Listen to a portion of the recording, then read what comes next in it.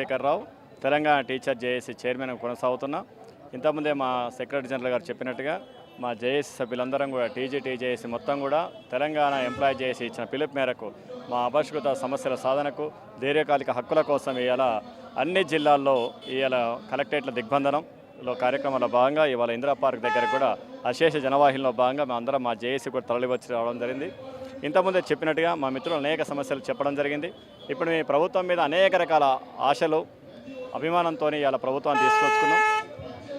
గత ప్రభుత్వంలో కొంత విద్యారంగానికి కొంత నిర్లక్ష్య వైఖరి కనపడిందన్న ఉద్దేశంతో, అనేక సమస్యలు పరిష్కారం కాలేదన్న ఉద్దేశంతో ఈ ప్రభుత్వాన్ని తీసుకొచ్చినప్పటికీ ఇవాళ ఈ ప్రభుత్వం కొద్దిలో స్టార్టింగ్ ప్రారంభంలో అనేక రకాల కొంతవరకు మాకు ఆశాజనకంగా, కొంతవరకు మాకు స్నేహధర్మం పాటించేట్టుగా కనపడింది. ఎందుకంటే విద్యారంగాల మిత్రులు పేర్కొన్నట్టుగా దాదాపు 2-3 దశాబ్దాల పాటు మా యొక్క పండిత పీటీ సోదరులు అప్గ్రేడేషన్ నోచుకోకుండా అనేక రకాల ఇబ్బందులు పడుతున్న సందర్భంలో మా హర్షవర్ధన్ రెడ్డి గారి కృషి ఫలితం కావచ్చు, ఇవాళ ప్రభుత్వం దృష్టి తీసుకుపోయి వాళ్ళ సమస్యను, చాలా జటిలమైన సమస్యను, 2-3 దశాబ్దాల సమస్యను ఇలా పరిష్కరించేందుకు మా ప్రభుత్వానికి మిత్రులు చెప్పినట్టుగా ధన్యవాదాలు తెలిపినాం.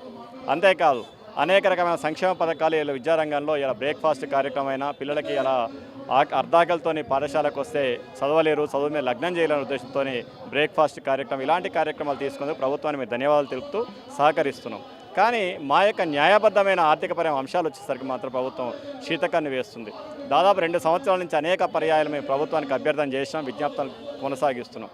అయినప్పటికీ ప్రభుత్వం మా యొక్క పోరాటం, ఆందోళన కార్యక్రమం ప్రకటించిన ప్రతిసారి ప్రభుత్వం మా దగ్గర చర్చలో పిలిచి కొద్దిగా సహకరించండి, సమయం ఇవ్వండి అని విజ్ఞప్తి చేస్తున్నందుకు ప్రభుత్వం వైపు నుంచి దాదాపు 3 పర్యాయాలు మేము వెనక్కి తగ్గి మా యొక్క పోరాట ఆందోళన కార్యక్రమాన్ని వాయిదా వేసుకోవడం జరిగింది.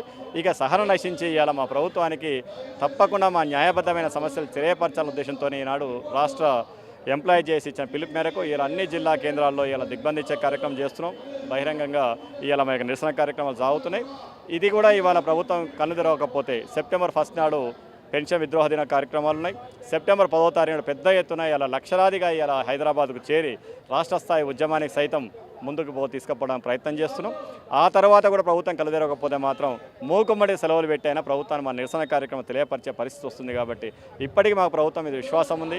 కాబట్టి దయచేసి ముఖ్యమంత్రి వర్యులు ఇప్పటికైనా మీరు యొక్క సమయం మాకు ఇచ్చి మా న్యాయబద్ధమైన వాగ్దానాలు కాకుండా న్యాయబద్ధమైన సమస్యలను పరిష్కరించి ఆర్థికేతర అన్ని సమస్యలను కూడా పరిష్కరించవలసిందిగా ఈ వేదిక సాక్షిగా ప్రభుత్వాన్ని విజ్ఞప్తి చేస్తున్నాం. అనేక రకాల సమస్యలు ఉన్నాయి, ఆర్థికంగా ఉన్నాయి, ఆర్థికేతర సమస్యలు కూడా ఉన్నాయి. ఇవాళ జీవో నెంబర్ 25 ప్రైమరీ స్కూళ్ళలో 20 మంది లోపల ఒకడే ఉపాధ్యాయుడు ఉండాలని చెప్పి ప్రభుత్వ విద్యా వ్యవస్థను ఎఫ్ఎల్ఎన్ ఇలా చాలా ప్రతిష్టాత్మకంగా అమలవుతుంది.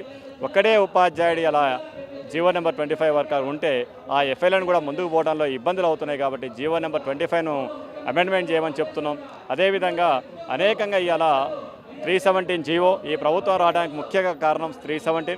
ఎందుకంటే స్థానికత అంశాన్ని తూట్లు పొడిచేటట్టుగా 317 ఎక్కడో పుట్టిన వ్యక్తిని దాదాపు 100 కిలోమీటర్ల ఆవలకి ఇలా ఉద్యోగాల్లో కేటాయించినందుకు వారు నిరసన వ్యక్తం చేశారు. ఆ యొక్క 317 పరిష్కారం కోసం జీవో నెంబర్ 190 తీసుకొచ్చారు. కానీ ఆ 190 విద్యాశాఖలు అమలు కాలే, ఒక్క ఉపాధ్యాయుడు కూడా డిప్యుటేషన్కి ఇలా పొందలేదు. కాబట్టి ప్రభుత్వం మీద ఎలాంటి రూపాయి ఖర్చు లేని ఇలాంటి కార్యక్రమాల ముందు చేసి తద్వారా హెల్త్ కార్డులు ఇంప్లిమెంట్ చేయాలి.